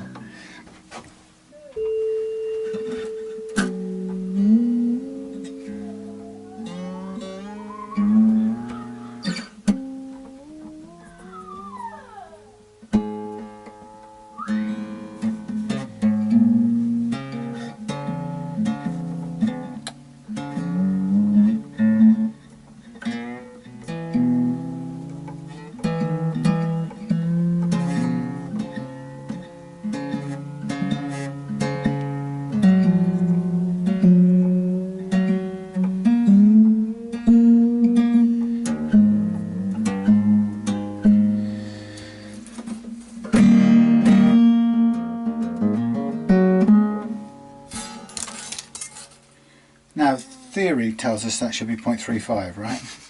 That's what we aimed for. Yeah. So I'll put a 1.5 and a 2 together.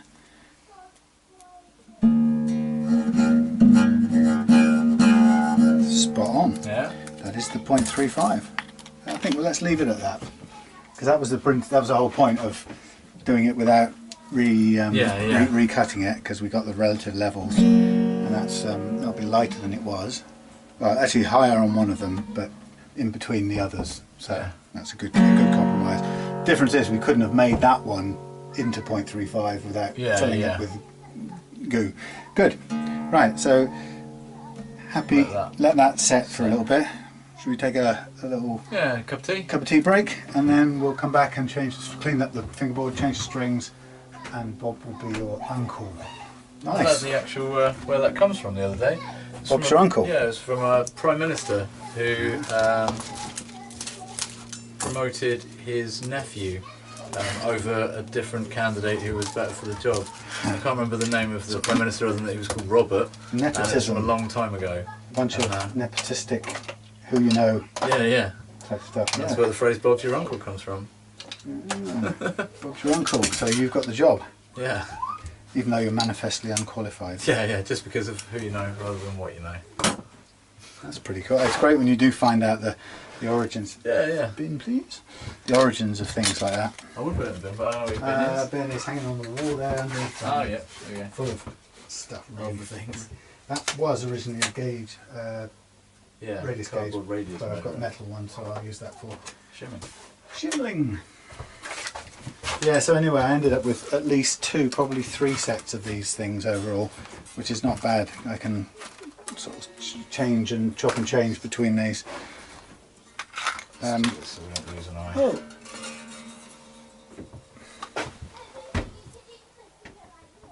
Oh, sorry, I didn't have to adjust the bottom E, did I? Because I wondered why I didn't get to use this.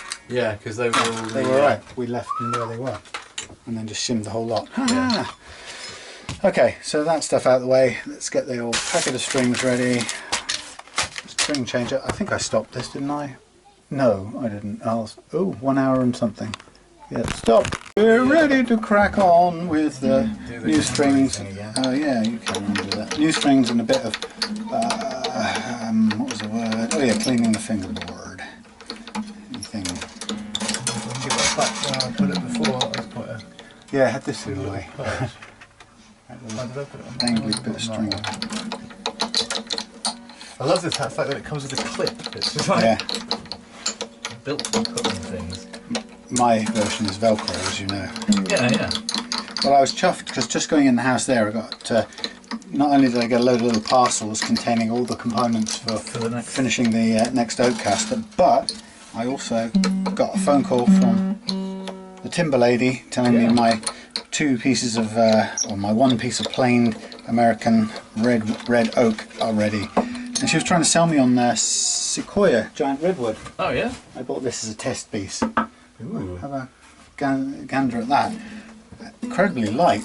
It is, isn't it? But what a beautiful, I mean that's a pretty boring bit, but they got some, normally it splits between that colour, that light colour, and this dark colour, and this is just a huge chunk. And I guess if this was like oiled, it would bring out the red much more in it, wouldn't it? So giant redwood, she said, why don't you try some of that? And I said, but it's not an oak caster. It'd be a redwood caster. Yeah, well I'm thinking actually of having the giant Real Love Guitars giant redwood caster. Yeah, yeah. You know. Well, you got about enough here to make a guitar. There is, funnily enough. Unless you can cut that in half. £5 quid, that blank, Yeah. for that piece. But it's so light, that's the trouble. It's too It light. depends how thick you want that. I wanted that thickness, but it's still too light. I'd have to ballast it out to make it work. Yeah, yeah. Because the neck, Put a tremolo on it. yeah, a big Big heavy Ibanez tremolo. Well, could do. And then you Well, you see, tiny little guitar with massive tremolo. I know, and great blocks of lead attached to it. Because the whole point is not to go too heavy, so that you can take it around, hold it. Yeah, and it doesn't make your luggage cost £5,000 to take with you. Pullers, you've got them over there somewhere. Yeah. So this is what I do. I very gently loosen my Watt-6 with a rock, a gentle rocking, because these things, apart from getting in the back of there, there's nothing you can do to get them out. Yeah, I was teaching someone, I tend to use a spoon and a sock. There you go. Right. And put the sock underneath and put the spoon for a little gentle leverage. These work. This is very handy. The camera's not watching what you're doing anyway, so. Oh yeah, sorry, wrong end. Anyway, yeah, so I'm just taking out these pegs using I usually keep them in order of the way they went in as well, but I don't think you are. No, I've just messed Put them them up. out wherever they are. It's alright, don't matter. Put them out wherever they are. Yeah, they should all be good for doing the same thing. Some of them have look slightly thicker than this, I think, anyway. All right. Yeah, whatever, don't matter. They'll be alright. Yeah, they'll be fine. Oh, I hate this. I've got perfectly good cloths which get covered in sawdust and then become useless for anything. Right. So a bit of a naphtha bath.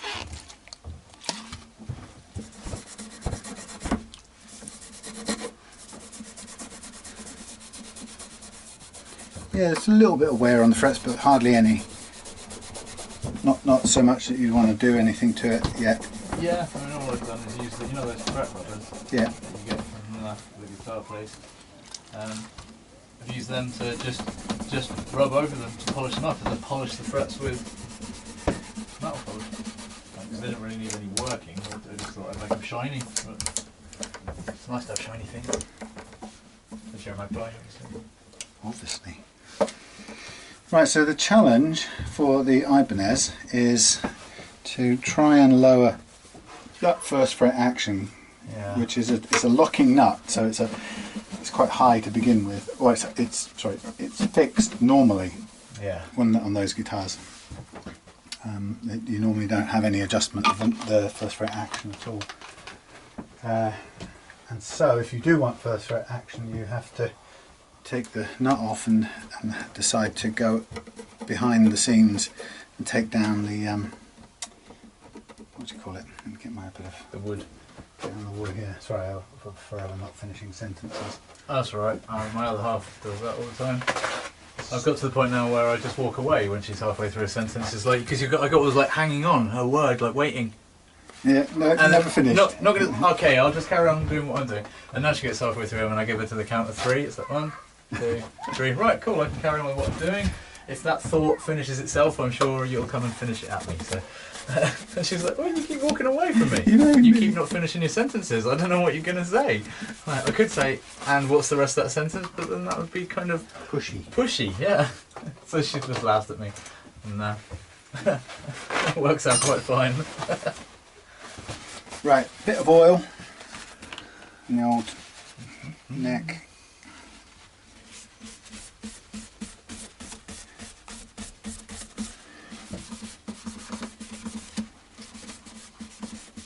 Nice thin fret wire on this. Yeah, it's different to all the electrics that I've got. Yeah. And, definitely makes a difference in some respects, I'm sure. It's, I don't know why. Yeah, I don't get hung up about any size. I like any. Yeah, as long as it's a guitar, I like it. Yeah. If it was a banjo, I'll try it. Yeah, give it a whirl. I don't have a major deal about fret wire, which kind. I quite like the look of jumbo wire, but actually this looks elegant as well. Perfectly good. Right, a bit of that, bit of this. So what are we doing? Oh, this is 2 things in here. Yeah, you get like the 2 sets of 3, so 12, 16, and whatever the next one E is. and D. Yeah. E and D. Okay. So you can't possibly go wrong, right? Like E and G. Is it wound G? Yeah. 1, 2, hey? Yeah. You've got phosphor wound. There's only 2 of them that are bronzed steel. It's 4th, D. Yeah, phosphor wound, phosphor wound, phosphor wound, phosphor wound. D. Yeah. E and D, I said. You said G. E and D. G. Oh, that you're going that way around. Yeah, I thought you meant the heavy. No. Yeah, sorry. First, 4th. Yeah, cool. So we're just talking at cross purposes. Yeah, secret for people who haven't done this much before is when you put. This is actually capable of doing close-ups. So I handle this bit. So when you're doing your putting your pegs in. I recommend that you push the thing in but not all the way down, then you put the peg in and then try and hold the string so it's the little bit where the coil starts, or the winding starts, is near the top, stays near the top, and then push down. Now that strangely means the ball is nearly as far out as it can go without coming out, and the problem is if you push it all the way down on the end of the ball can pull up in one bang. And now it doesn't hurt the guitar, but what it does is by the time you've tightened it up, you'll have crimped there. Yeah. Then it will pop forward a 1/4 of an inch, and you'll have a crimp 1/4 of an inch down the playing length. Well, the idea is not to have the ball on the end of the peg. Yeah. It's supposed to be part way up it, and it should be. If you feel, I tend to, when I'm doing it, feel in the guitar and make sure that the ball is some sort of medical process. Yeah, the ball is set. Self-examination for guitars. But that it's totally up against the wooden plate inside the guitar, so that way you've got a definite fix between metal and wood. Right. So B and something or other, A, I guess.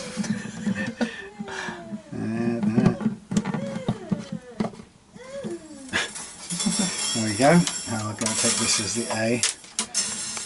I like to put them all hanging out first. Yeah. Maybe strings dangling. Just know everything's in the right place then. I just also took delivery in the house of some Chinese acoustic guitar strings that I didn't even know I'd bought. I'd forgotten I'd bought. But they were so cheap I wanted to just try them out for fun.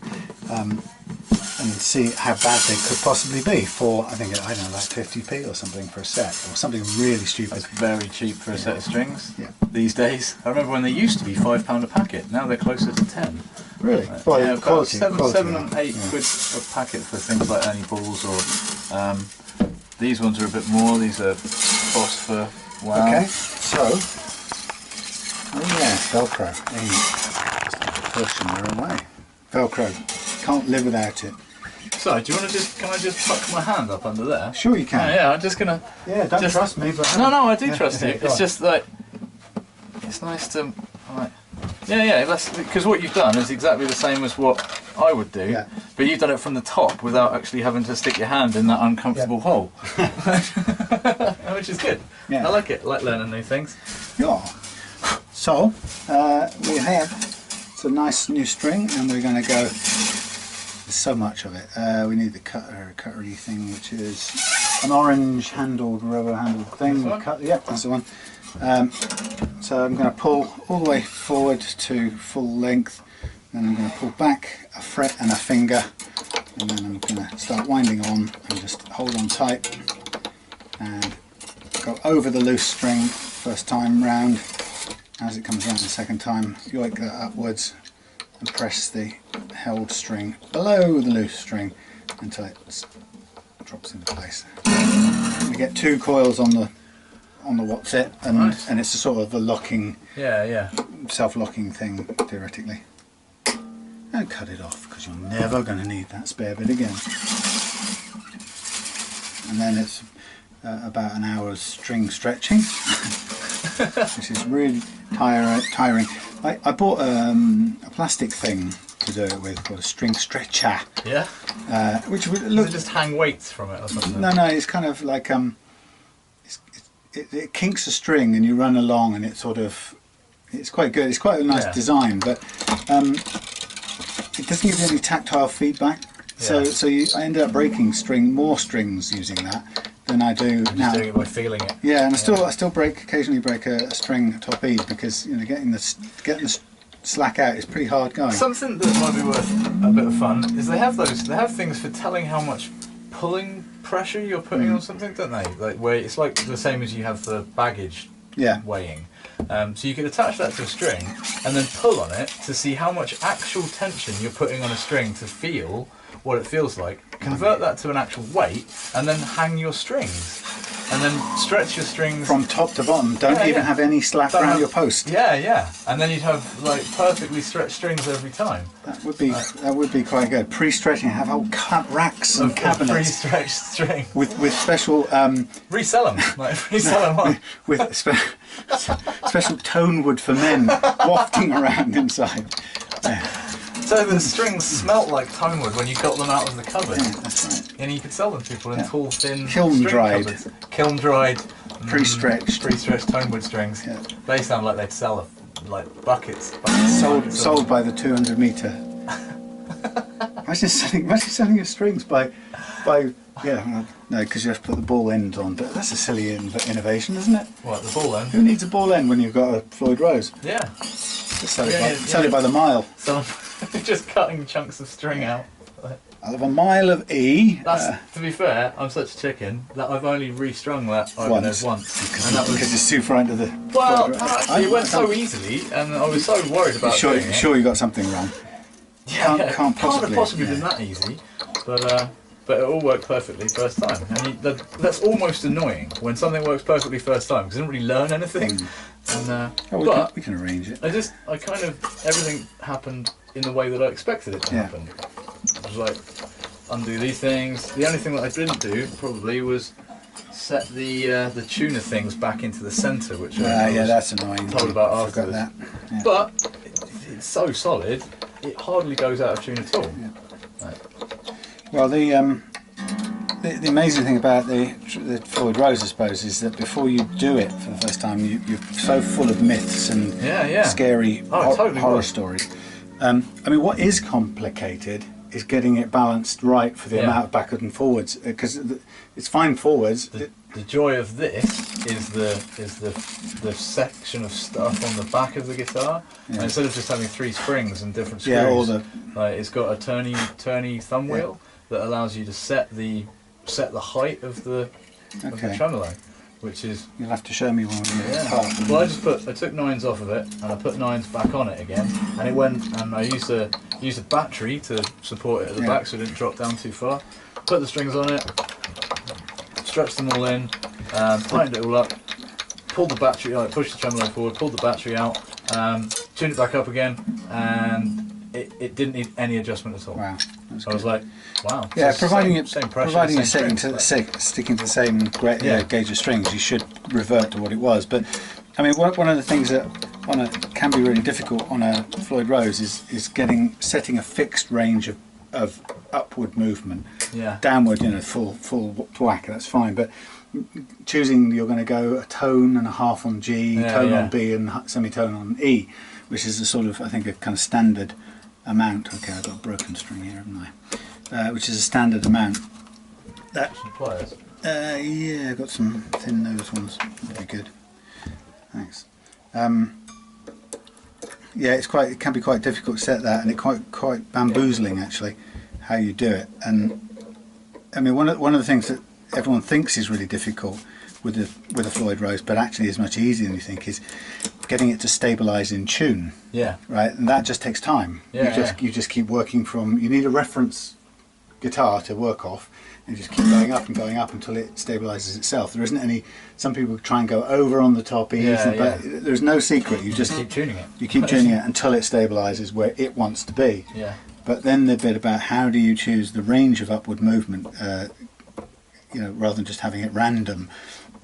It's easy to get it random, but choosing the upward range and then ending up with that range and the height of tilt so that you've got the action that you want is quite daunting actually. And I watched an interesting video about how to set the intonation on it the other day. Turns out it comes with its own tool built into it. For it. Oh, it's got one built in. You have. There's a little tiny screw thing that you can undo here, and then you plug that into the end of the jet boosters on the end of it, and you holds them still. Yeah, it's like, oh wow, what an amazing thing. Yeah, because the first time I did a Floyd Rose, the thing is that you go, oh, how am I going to stop this as soon as I undo it? How's I going to stop it leaping forward or whatever it does, Very difficult, and so I bought a 20 quid tool which is hanging up somewhere. Yeah.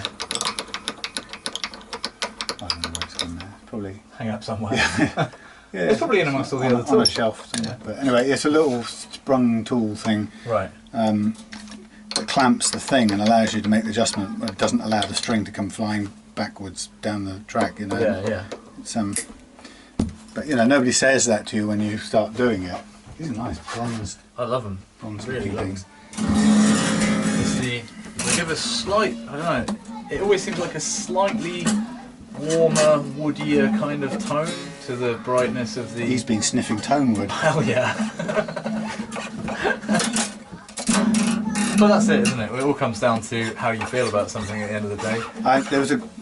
There's a guy, interesting guy, Henning somebody on YouTube. Nice enough guy, and he does videos. I don't know quite what he is, a musician, but he does videos reviewing Harley Benton guitars, and he has a kind of an arrangement with Harley Bentons, but he says he's objective, and I don't doubt it. He gets supplied them to review, and he reviews them, and I think he says critical things about them, so I'm fairly confident about his reviews. But anyway, he did this, I watched a video today where he did a pickup change on a Harley Benton Les Paul copy, and he swapped out with some hand wound PAF things that somebody had sent him to try out. Yeah. So he put them in, and then he did a kind of back-to-back test, and the guitar cost €240, the pickups were €200, so it was as much nearly as the guitar, and he put them in and did the back-to-back test, and all I could tell was that the PFs were slightly higher output, because the clean sound on the Wilkinson stock pickups was really clean, nice, and then you could hear it falling apart on the the custom ones. But other than that, could you say €200 worth of difference? Yeah. No. Could you really tell them apart? Hardly. And everybody going, oh yeah, I can definitely tell this. And I've done my own back-to-back where half the people get it wrong. Off of a YouTube video. Which is compressed. Anyway. But trying to tell the difference between one audio and the other. But it's very difficult. Oh god, I just realised this has been screwing up the film. Oh, has mine been on as well? Hopefully. Very difficult to, there really isn't 200 quid's worth of tonal difference if you can barely tell it apart, and I just think it's really funny that people... Again, we buy with our eyes rather than our ears, when it's something that makes sound for its main purpose. That's why I'm, play those Chinese strings without snobbery and see what they're like, and if they sound good, then keep on buying them for peanuts. Yeah. And there's probably an ethical consideration about buying them from slaves. Well, you can't buy them from people that are actually paid in peanuts, can you? Well, here's your handful of peanuts, thanks for working today. You may well be, but then the global market and all the rest of it, who are we to stop people? Who are we to set somebody else's pay rates anyway? Yeah. Well, Britain will be down there soon.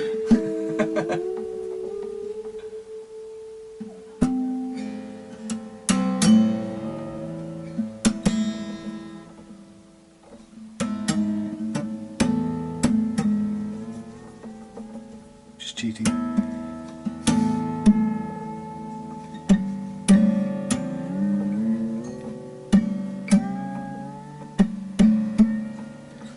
You do the easy way.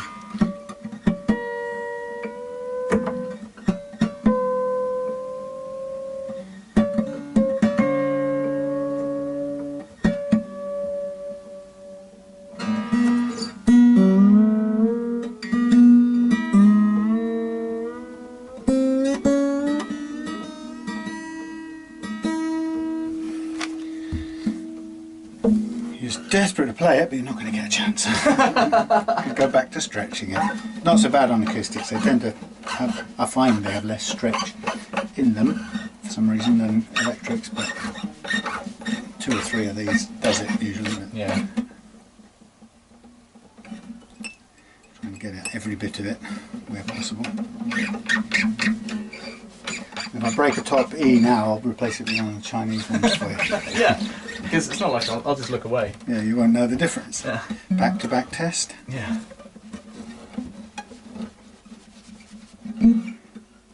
They do, these phosphor bronze things do seem to, they do have a slightly warmer sound than the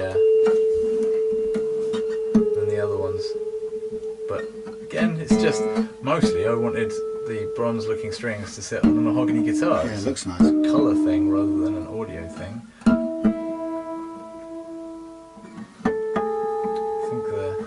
I think they're just what Martin called medium, so it's like 13 to 54, something like that.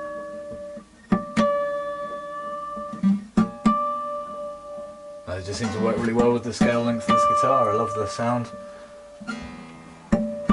I think part of it is, it's like eating, isn't it? You know, why do we make food look good? Because part of eating is done with the eye, part of guitaring is done with, you know, if you didn't like the look of it, you might not want to pick it up so often.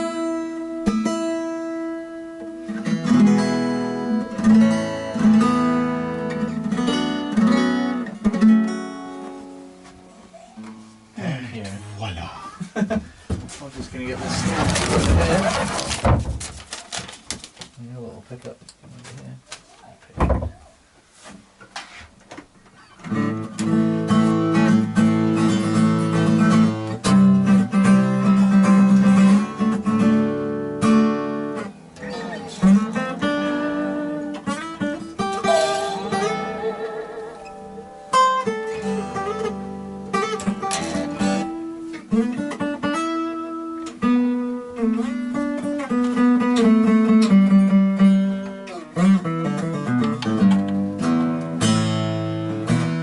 Nice jangle to it. Yeah. Although annoyingly, that's something that I'm not that keen on. I like No. I like waiting for getting the strings a bit dirty, and they, but it still rings really nicely.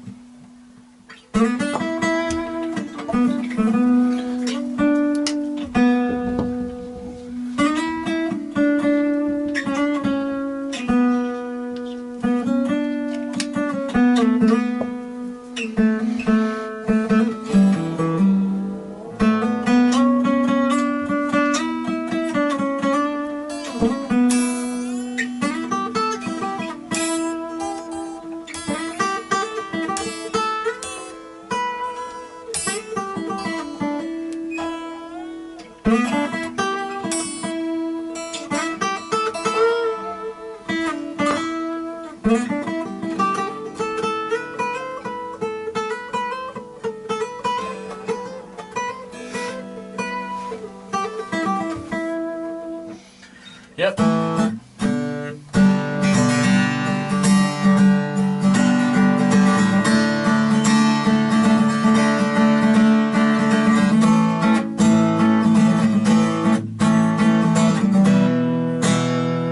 Very nice. Yeah, love it.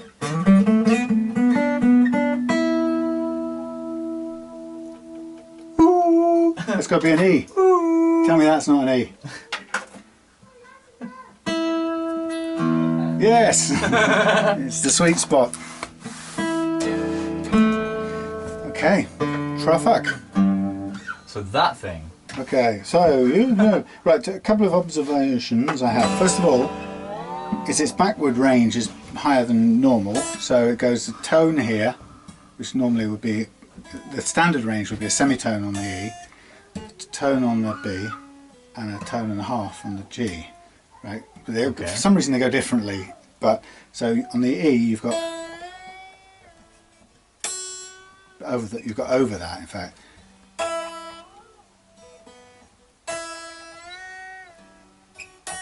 Better tone roughly. So this makes it this a tone and a half. Yeah. And this will be a 2 tones. Yeah. Right, so it's more than normal, and the result of that is that this is canted forward more than normal. Right? Yeah, I think it probably is. And therefore, to get the action, you have to drop the action here. Yeah. So it's a combination of things. You're saying. But if you turn it over, turn the guitar over. Yeah. Without crunching that. Bash that. That thumb wheel there. Spring tension is to help you set the height of the. Right. Can you do it while the strings are fully on? Yeah. So what do you do? Press the thing down, or? Yeah, just drag the wheel. Which way do you go with the wheel then? One says plus, one says minus.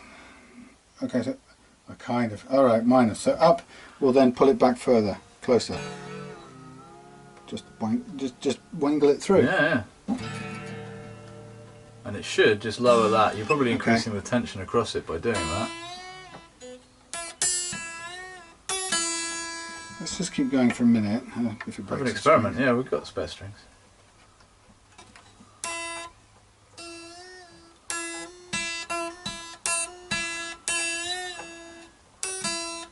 Yeah, we're getting there. We're going tension, more tension. So we're pulling it back. So we should be pulling that smaller back. Amount of movement. Yeah. Yeah, I mean it's a fine thing.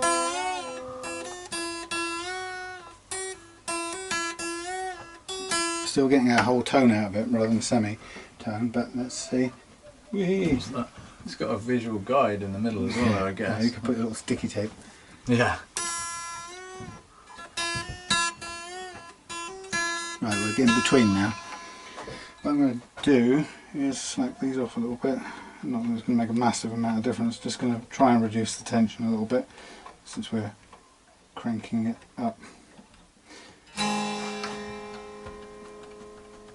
I like this adjuster, that makes real sense. I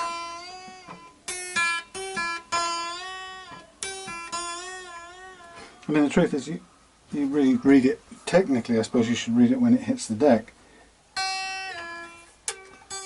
So we're still a tone. So is that, I don't really know much about that back end there, well, other than what it's for. We're pulling the springs back now, down, so we should be pulling we're pulling this into the body, meaning there's not so much room to go backwards. Yeah. Okay, so from a fixed point.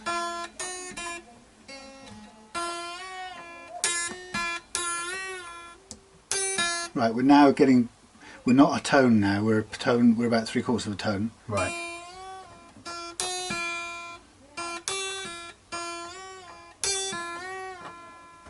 Still quite a bit. But so the idea would be we pull this under so much tension that we run out of adjustment now. Okay. So that means that we probably need to adjust it differently elsewhere. Yeah.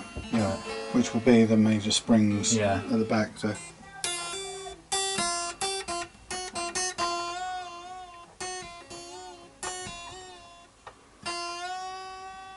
Not far off, but we are a bit short still. Yeah. We're between, but yeah, technically we'd want to. Let's have a look in the back. Does this come off easily? Yeah, if you do that up so that it takes the tension off the bar, then the bar unscrews. Do that up. So, because you want to do it up to push it down the thing, because it's used to create tension on the bar. This is a non-technical demonstration here. How are you coming over? Oh right, it's knocking it off. So then the idea would be that you do that up more, and then you can just keep spinning that until it comes out. And then it means when you screw it back in again, you can do that back up to set its tension to somewhere where you want it to sit. Right. So it's a sort of double locking thing. Yeah. Otherwise you end up with your whammy bar swinging around all over the place. No one likes that. Right. So let's have a look in the back before we go any further. with a small screwdriver, that big long-handled thing. This one here? Yeah, and this box of very messed up screwdrivers and assorted other parts. Screwdrivers plus. Okay. I'll keep this one out because I have a feeling that the ones on the front are... That's Allen. Probably. Allen. Yeah, for the hex. setting of the... Okay. So yeah, so what we're saying is that the range of adjustment there isn't quite enough to pull the thing back. And having something set at its full range of adjustment to be almost normal is probably not the best. No, that's right. Same with the micro tuners. But yeah. what it suggests then is that you either tension something down here, or you add another spring to the mix, if that's the case.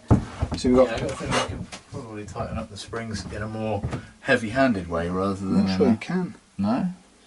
Judging by this, that's interesting. Well, there maybe then that people have a different range of tremolo action on there. Okay, let me think. Wait a minute. What was that? Okay, we're pulling down. Oh, that's interesting. So that's a bar there, which is what creates the zero effect. As in, it will automatically zero itself back again. Is that bar there? Yeah. Okay, so having pulled these springs as far as we can go this way using this knob, it should also, under its tension, should drag this bar down, which it has done to a degree. It's dragged this down towards the body. Yeah. But it hasn't done it so that it restricts the range of movement. And to be honest, I mean, I'm going on the basis of what somebody says about the range of movement that you have with a Stratocaster upward thing, but it'd never been a problem for you, so we could set it at 2 tones, and I mean, it's just I guess how you would overcome that. It's an interesting question that when you reach the limit of range on this thing, how you would gain more range under here. I really don't know. I mean, there's no room for more springs. I mean, maybe you could put heavier springs in there, but again, this sends it back to the middle, which obviously raises up the thing. Yeah, but well, I mean, it wasn't very high. It wasn't like jacked up, was it? No. I mean, you can set whatever this is doing. You can set your action using these two here. Yeah, because that raises the front and the end of these up and down. You don't get individual action height adjustments on here. No, it's just for across the bar, like on any other. What's that one for? That's the little thing that you unscrew and put in the back to help you set the intonation. Okay. It's like a little intonation setting tool. Okay. Well, let's go back on this to a 1 tone on E. I mean, not that you've ever kind of used that much range anyway. No, I tend to bomb rather than. Yeah, most people high. would anyway. Yeah. And don't worry about the swinginess of this for a minute. Yeah.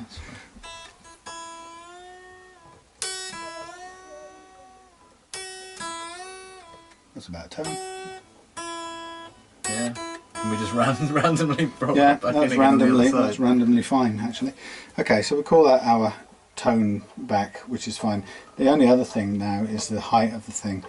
So let's say let's say we changed it completely, but your first setting is your range of, well, some people may vary from or disagree, but if you set your range of movement on your tremolo, then you end up with it canted one way or another. You know, that the springs and the position of the springs on the dial there dictate what that's doing. When that's where it's at, then you have a height to work with. Yeah. And then, of course, if that height's too much or too little, you want to set an action accordingly. Yeah. In which case we want to go down, and this is an Allen key adjustment, isn't it? Yeah. Right. It's an Allen key inside a nut by the looks of things, isn't it? Yeah. I don't know if that nut. Same size. Let's have a look. We've got floating about. Little ones here, or little ones there, or little ones in here, or more little ones in here. That one looks like it's too big. I think it's this one anyway. That one? Yeah. Okay. So you had 2.4 on there. Well, last time I measured before I messed around with the tremolo, you had 2.4. It's probably gone down. Is that the measures from this one? Did you draw that on the board? Yeah, right, I could just put it up. Yeah, so it's now less now. So it's about. Actually, it's about 2.2 still, which is quite high for a Ibanez. So theoretically speaking, we should be able to, but it feels like it's